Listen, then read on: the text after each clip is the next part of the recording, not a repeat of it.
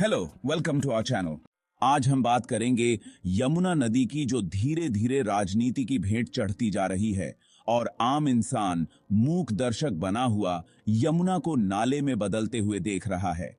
किसी के लिए यमुना पूजनीय है तो किसी को पीने के लिए पानी देती है। कोई इस संकट से अछूता नहीं है। बहुत से लोगों की जीविका का साधन है यमुना। अगर आपको लगता है कि हमारा ये वीडियो आम जनमानस की जिंदगी को छूता है, तो प्लीज हमारे चैनल को सब्सक्राइब करें और इस वीडियो को सभी के साथ साझा करें। यमुना नदी उत्तर भारत की जीवन धारा है, जिसे कभी भारत माता की पवित्र गोद माना जाता था। यह हमारे धार्मिक ग्रंथों, परंपराओं और जनजीवन का अहम हिस्सा रही है। हजारों लोग इस नदी पर अपनी आजीविका, आस्था और अस्तित्व के लिए निर्भर हैं। लेकिन अफसोस की बात है कि आज यह नदी काले पानी की एक ऐसी धारा बन गई है जिसमें जीवन का कोई चिन्ह नहीं बचा है। उत्तर भारत के प्रमुख शहर, विशेषकर दिल्ली, इस नदी पर निर्भर हैं, लेकिन यह नदी इनके अपशिष्ट और प्रदूषण का भी भार ढोने के लिए मजबूर है। यमुना को प्रदूषण मुक्त करने की कोशिशें कई दशकों से की जाती रही हैं। 1993 में यमुना एक्शन प्लान की शुरुआत हुई थी, जिसमें जापान की मदद से दिल्ली में सीवेज ट्रीटमेंट प्लांट लगाने की योजना बनाई गई थी। फिर 2017 में केंद्र सरकार ने नमामि गंगे परियोजना में यमुना को शामिल किया और इसके प्रदूषण नियंत्रण के लिए नई योजनाएं पेश की। इन प्रयासों के बावजूद दिल्ली का 60% सीवेज और औद्योगिक कचरा बिना किसी ट्रीटमेंट के यमुना में गिरता रहा है। इस समस्या को जड़ से खत्म करने में नाकामी रही है, लेकिन यमुना के वर्तमान प्रदूषण स्तर के लिए दिल्ली की मौजूदा सरकार, आम आदमी पार्टी का कार्यकाल विशेष रूप से सवालों के घेरे में है। जब अरविंद केजरीवाल की अगुवाई वाली आम आदमी पार्टी ने दिल्ली की सत्ता संभाली, तो दिल्ली में यमुना को साफ करने के वादे किए गए कि 2015 और फिर 2020 चुनावों में केजरीवाल सरकार ने वादा किया था कि यमुना नदी को स्वच्छ बनाया जाएगा, जिससे दिल्ली वासियों को एक प्रदूषण मुक्त जल स्रोत मिले। उन्होंने 2025 तक यमुना को नहाने योग्य बनाने का लक्ष्य भी रखा। हालांकि आंकड़ों से साफ है कि इन वादों पर काम पूरा नहीं हुआ।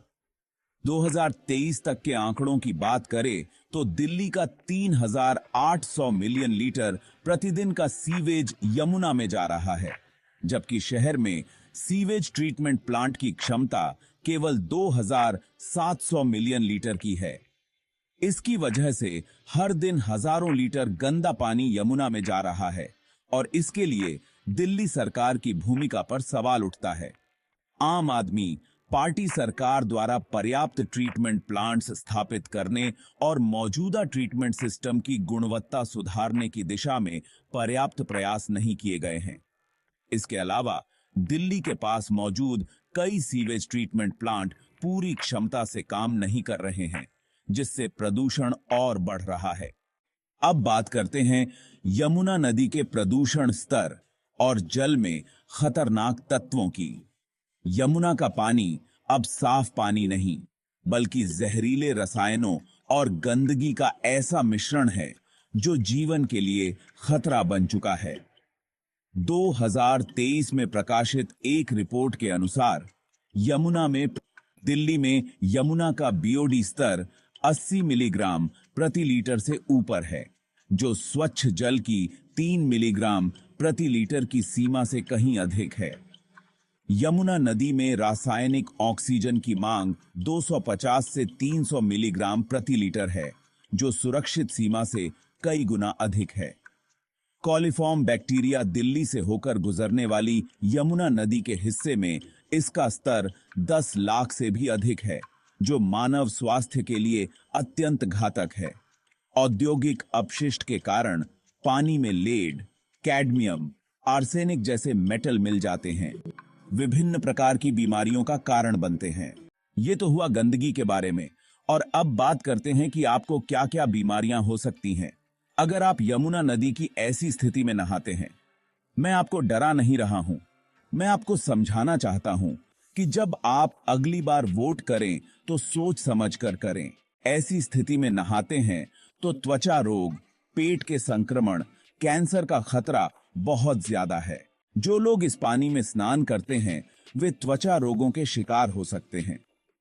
पानी में मौजूद हानिकारक बैक्टीरिया और रसायन खुजली, दाने और फंगल संक्रमण का कारण बन सकते हैं।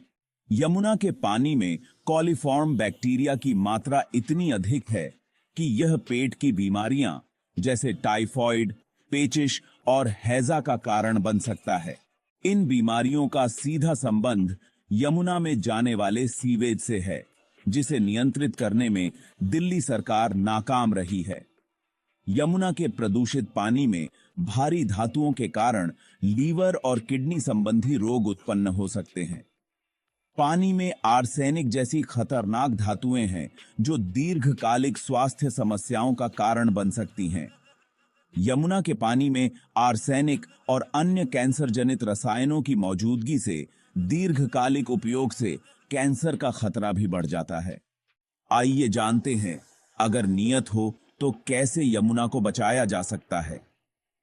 यमुना में अपशिष्ट डालने वाले उद्योगों पर सख्त नियम लागू होने चाहिए और इन नियमों का पालन करवाने की जिम्मेदारी स्थानीय सरकार की हो और भारी जुर्माना वसूलना चाहिए। आम आदमी पार्टी या जो भी सरकार सत्ता में हो, इस दिशा में सख्त कदम उठाने की जरूरत है। यमुना को साफ रखने के लिए दिल्ली में सीवेज ट्रीटमेंट प्लांट्स की संख्या और क्षमता को बढ़ाना आवश्यक है। पिछले कई वर्षों में दिल्ली में सीवेज ट्रीटमेंट की योजना के कई वादे किए गए, लेकिन इनमें से अधिकतर अब तक अधूरे हैं। यमुना को साफ रखना जनता की जिम्मेदारी भी है, लेकिन इसके लिए राज्य सरकार द्वारा विशेष अभियान चलाने और नागरिकों को जागरूक करने की आवश्यकता है। आम लोगों की आस्था नदियों के साथ जुड़ी है और इसमें कोई दो राय नहीं कि नदियों का आम जनमानस के जीवन में एक अलग महत्व है, लेकिन लोगों को नेचर का ध्यान रखने की जरूरत है। पूजा सामग्री, फूल, राख और अन्य सामग्री यमुना में फेंकने के बजाय इन्हें उचित स्थानों पर डालने के लिए जागरूकता बढ़ानी होगी। तो फिर क्या लगता है आपको, क्या यमुना की आवाज सुनी जाएगी? कमेंट सेक्शन में अपने सुझाव जरूर दें। अगर आप भी चाहते हैं कि सरकार तक आपकी बात पहुंचे, तो हमारे चैनल को सब्सक्राइब और वीडियो को लाइक और शेयर जरूर करें। यमुना की यह स्थिति अरविंद केजरीवाल की अगुवाई में आम आदमी पार्टी के नेतृत्व पर एक गंभीर सवाल खड़ा करती है। एक नदी जो कभी जीवन का स्रोत थी, आज उनके शासन के दौरान गंदे कचरे की भेंट चढ़ चुकी है। दिल्ली के लोगों का हक है कि वे साफ पानी प्राप्त करें और सरकार पर भरोसा कर सकें। यमुना को फिर से स्वच्छ, पवित्र और जीवनदायिनी बनाने के लिए ठोस कदम उठाने की आवश्यकता है।